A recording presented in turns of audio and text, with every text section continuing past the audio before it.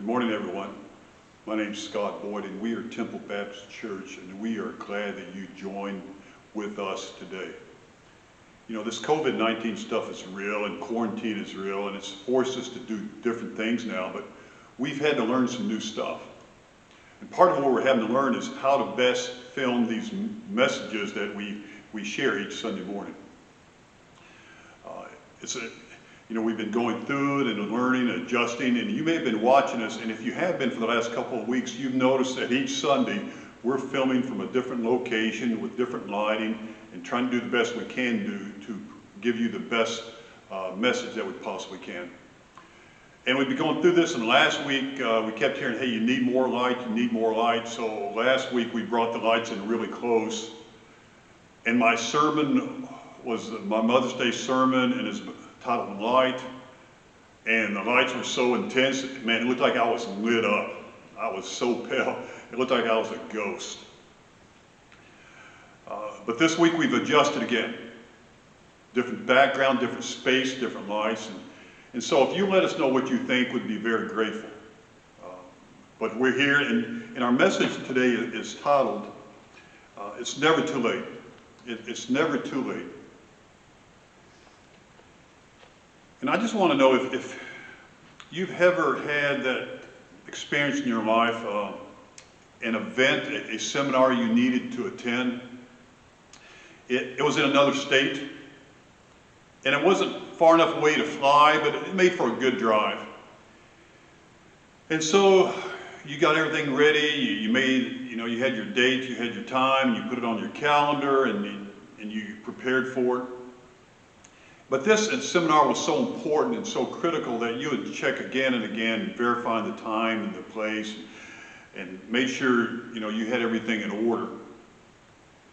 And you thought you took everything into consideration that you could possibly think of, except for something very, very important, like time zones. Specifically the time zone in Indiana, which before 2006, they did not follow daylight savings time. And so you were always guessing, well, what time are they on? Are they going to match up with us or not match up with us? Well, anyway, a few years back, our oldest daughter, Marissa, she was into ice skating. And we go to different competition. And we lived in Louisville, Kentucky. And the competition she had was in Indianapolis, Indiana. It's about 114 miles away, about an hour and 49-minute drive, following the speed limit, and big competition. And she always gets excited and nervous about them. So I wanted to make sure we had enough time to get there. So roughly 2 hours, I think I gave 3 hours drive time. So we could find the place, get her situated, have her relax a little bit before she took to the ice. And so the big day came. It was a Saturday, and we were getting ready to get in the car. But for some reason, I decided to double check what time it was in Indianapolis. And I found out that this daylight savings time that they did not observe was impacting everything. And instead of having a 3-hour window to get up there, I found out that I had really just barely 2 hours. And so my trip turned from a leisurely drive to a white knuckle race, looking in my rearview mirror for all the police who might be on the highway, hoping that we would get there and make it in time. But the good news is no accidents, no tickets, and we arrived just in enough time for Marissa to lace up her skates and then relax just a few moments before they called for her group to go out onto the ice. On that day, we were lucky. We were not too late. And the good news is that when it comes to Jesus, it's never too late. Jesus is coming to the end of his ministry. He had healed every person he was going to heal. He had helped every individual he was going to help. He had held every little child that he would ever hold. But he still had one final lesson to teach before he went to the cross. Luke chapter 23, verse 32. We pick up our story. 2 other men, both criminals, were also led out with him to be executed. When they came to the place called the Skull, there they crucified him along with the criminals, one on his right and the other on his left. And Jesus said, "Father, forgive them, for they do not know what they are doing." And they divided up his clothes by casting lots. "Father, forgive them." Man, if I'm Jesus, I'm not praying, "Father, forgive them." I'm praying, "Father, punish them. Father, do something really crazy, radical here. Father, do to them what they are doing to me. God, you said vengeance is yours. It's yours, God. So, I'm praying, God, why don't you bring some of this vengeance of yours onto their heads?" I'm definitely not praying, "Father, forgive them," anything and everything against them, but never, ever, "Father, forgive them." But Jesus was always about others. And he's dying as he lived for others, always for others. "Father, forgive them, for they do not know, they do not realize, they cannot comprehend what they're doing." The pain they were bringing upon Jesus was the pain that each one of them felt deeply inside themselves. Jesus was just a catalyst that brought it out.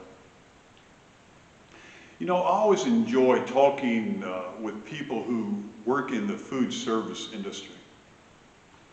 And I try to find out where they work and what restaurant and what they do. Are they managers? Are they waiters or waitresses?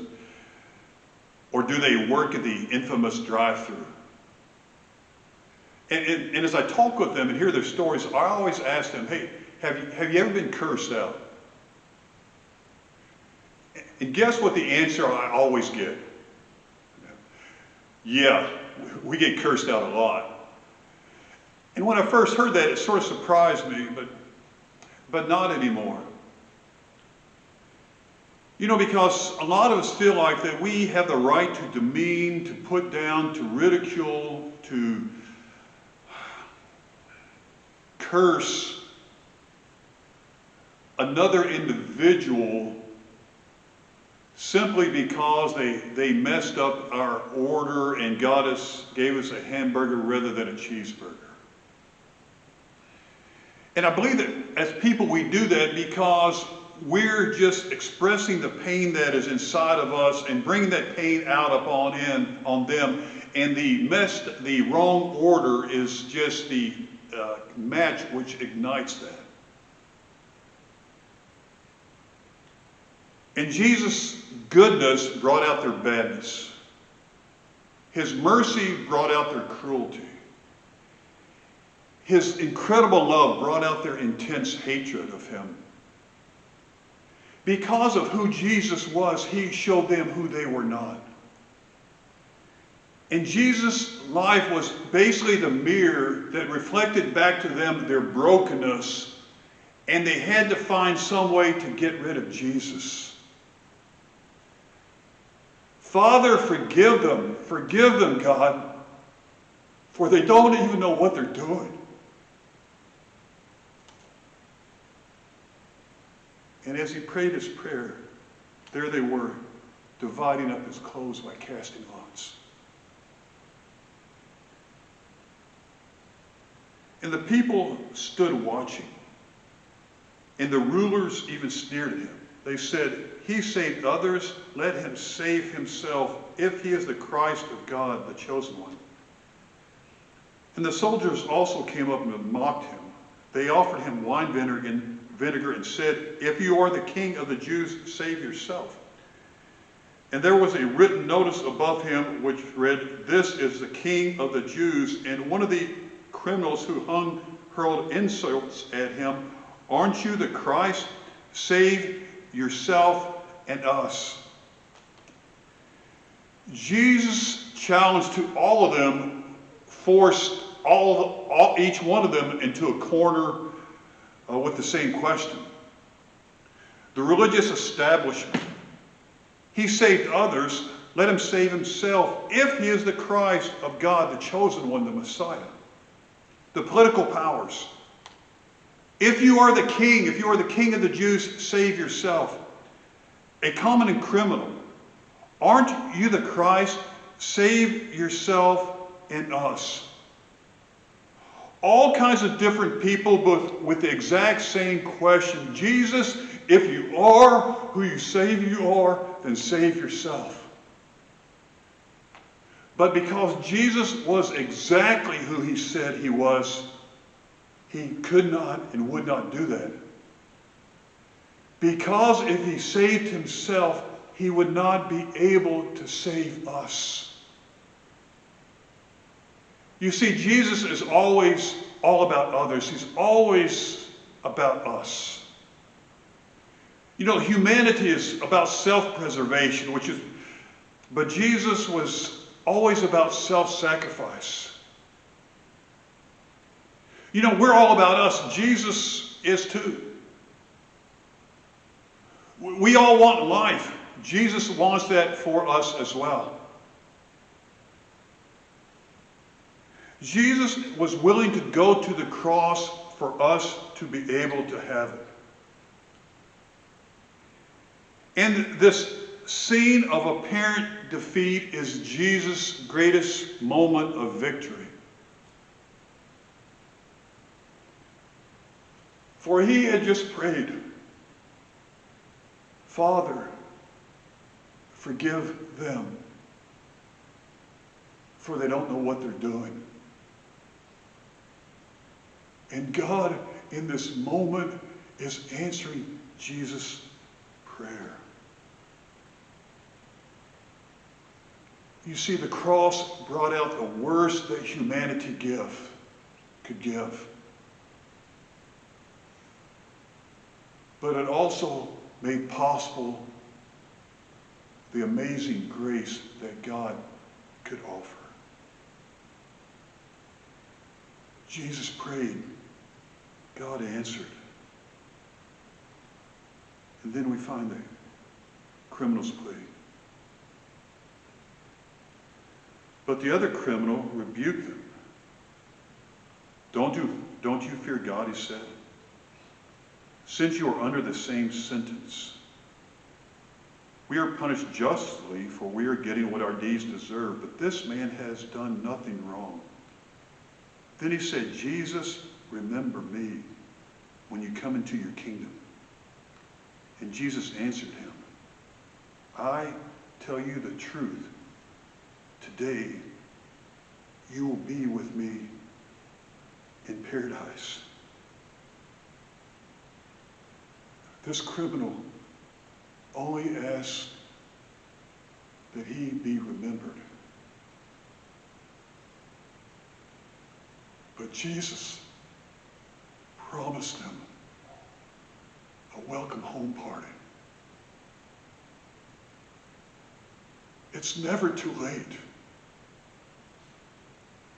It's never too late to heal a broken relationship. It's never too late to tell your spouse how much you dearly love them. It's never too late to say you're sorry. It's never too late to begin a new life that's different than your past life. And it's never too late to begin to follow Jesus. And maybe today is that day that you want to begin to follow Jesus. To take that first step. To begin a new life, a new way of living, a new way of being instead of about yourself, about others. To begin to give your life away and experience the life that Jesus gave to you. And you begin this journey your journey by saying, Father, confessing my sin, I give you my life. Jesus, confessing my sin, I give you my life. And there'll be much to learn, and much more to talk about. But this is where it begins, by giving your life to the God-man who gave his life to you. But maybe you're a believer. You're a believer. But you want to follow Jesus more. You want to love Jesus more. You want to experience more of the life that God has for you than you're experiencing right now. Then your prayer is, dear God, help me love you more. Help me love you more. And let him show you and teach you what love is all about. And how to begin a closer walk, a closer journey with Jesus, who said, Father, forgive them. And that he died to make it possible. Dear God, I pray for any and each and every person who is listening right now. I don't know who they are. I don't know where they are at on their spiritual journey. I don't know if they could care less about you. But I know you could not care more for them than you do. And you sent your son Jesus to prove it. Dear God, I pray wherever we are at that we would be drawn one step closer to you today. And maybe today is the day we take that first step to say, confess my sins. Jesus, confess my sins and give you my life. And begin that journey of faith.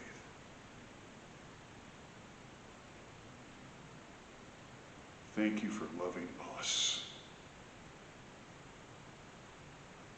and making life possible through you. In Jesus' name we pray. Amen. Thank you so much for spending your time with us this morning. Just an incredible story about Jesus and how to the very end of his life he was giving his life for us.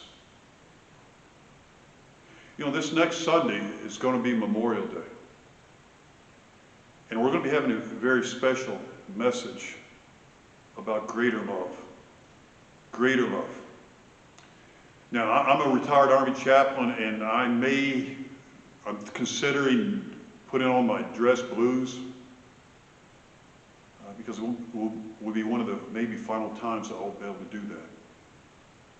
But we'd invite you to join us next week. But until then, I hope this week's an awesome week for you, that God will watch over and bless you, and that we'll see you next Sunday morning.